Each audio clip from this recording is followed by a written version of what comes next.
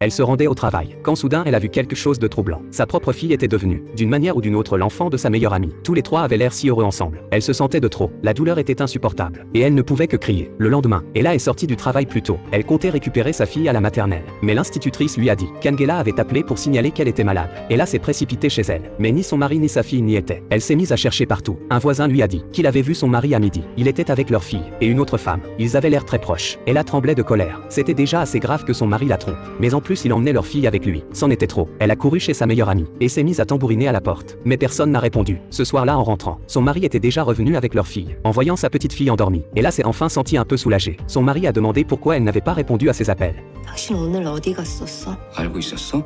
Mais Ella était épuisée et frustrée. Elle a attrapé son manteau et est sortie. En chemin, elle a reçu un appel d'un ancien camarade de classe, qui l'invitait à une réunion d'anciens élèves. Ella s'est rendue au restaurant. Dès qu'elle est entrée, elle a vu sa meilleure amie assise là aussi. Elle a saisi un verre de vin et l'a bu d'un trait, en fixant son amie du regard. Elle lui a demandé si elle lui cachait quelque chose. 내가 너한테 숨길 게 뭐가 있어? L'atmosphère est devenue tendue. Puis Ella a évoqué l'ex-petite amie de son amie. 진 소식까지 챙겨보는 줄 몰랐네.